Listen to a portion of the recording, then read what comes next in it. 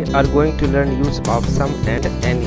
हिंदी में some मतलब कुछ, any मतलब कोई या कोई भी. Welcome to my YouTube channel. This is Chan Singh and in this video we are going to learn how to use some and any. इस वीडियो में हम लोग some और any का प्रयोग कैसे किया जाता है सीखेंगे. पिछले वीडियो में मैंने many और much का प्रयोग कैसे किया जाता है बताया था. तो इस वीडियो के अंत तक मेरे साथ बने रहिए और हम लोग मिलकर के some और any का प्रयोग कैसे किया जाता है सीखेंगे. So let's get started. Some and any are used to show the quantity and number of something. Some and any are quantifiers. Some और any का प्रयोग किसी वस्तु की मात्रा या संख्या बताने के लिए किया जाता है. सम और एनी क्वांटिफायर्स हैं जो डिटर्मिनर्स के अंतर्गत आते हैं. Some and any can be used when. Some और एनी का प्रयोग कब किया जाता है. First, they are used with uncountable and plural countable nouns.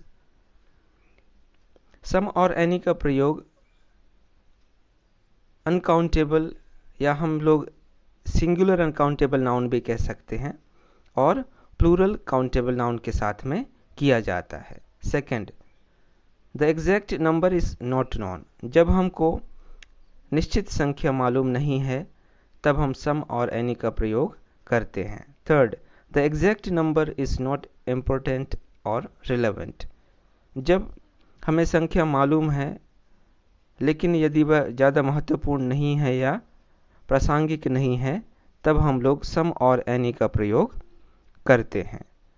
तो ये तीन कंडीशंस को आप अच्छे से पढ़िए और समझिए.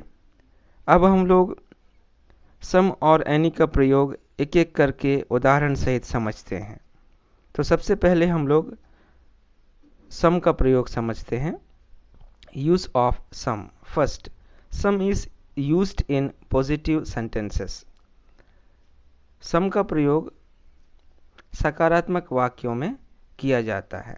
Second, some is used for both countable and uncountable nouns.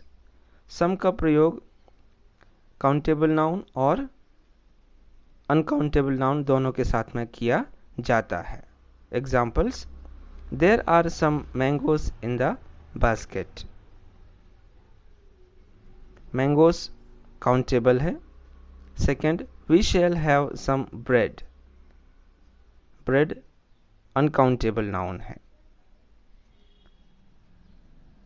Now let's see rule number third. Some is used in questions when offering or requesting something to someone. Some का प्रयोग प्रश्नवाचक वाक्यों में किया जाता है जब हम किसी व्यक्ति को कोई प्रस्ताव या ऑफर करते हैं या हम उससे अनुरोध करते हैं. If we think the answer will be positive. जब हम उनसे सकारात्मक उत्तर की अपेक्षा करते हैं तब हम प्रश्नवाचक वाक्यों में सम का प्रयोग करते हैं. Examples, would you like to have some coffee. इस वाक्य में किसी व्यक्ति को प्रस्ताव दिया जा रहा है, ऑफर किया जा रहा है. Second example, can I have some water please. इस वाक्य में अनुरोध किया जा रहा है, रिक्वेस्ट किया जा रहा है. Example rule number 4, some is used with singular noun in meaning of unspecified और अननोन. सम का प्रयोग एक वचन संज्ञा के साथ में किया जाता है जब कोई वस्तु या व्यक्ति अनिर्दिष्ट है या अज्ञात है. Examples, some thief must have broken the door. Second example, some boy parked his bike near the gate. इन दोनों वाक्यों में हम देख रहे हैं कि जो सब्जेक्ट है वो अज्ञात है, अनस्पेसिफाइड है. Now let's see the use of any. Any is used with countable and uncountable nouns in interrogative sentences. Any का प्रयोग काउंटेबल और अनकाउंटेबल नाउन के साथ में प्रश्नवाचक वाक्यों में किया जाता है. Examples: is there any sugar in the jar? Sugar uncountable noun है. Are there any pens on the table? Pens countable noun है. Rule number second, any is used in negative sentences. Any का प्रयोग नकारात्मक वाक्यों में किया जाता है. Examples: first, there isn't any milk in the jug. Second example, he did not give me any money. तो इस तरीके से हमने दो रूल देख लिए एनी को कैसे प्रयोग करना है. पहला है इंट्रोगेटिव सेंटेंस में काउंटेबल और अनकाउंटेबल नाउन के साथ में, और सेकंड है नेगेटिव सेंटेंस में.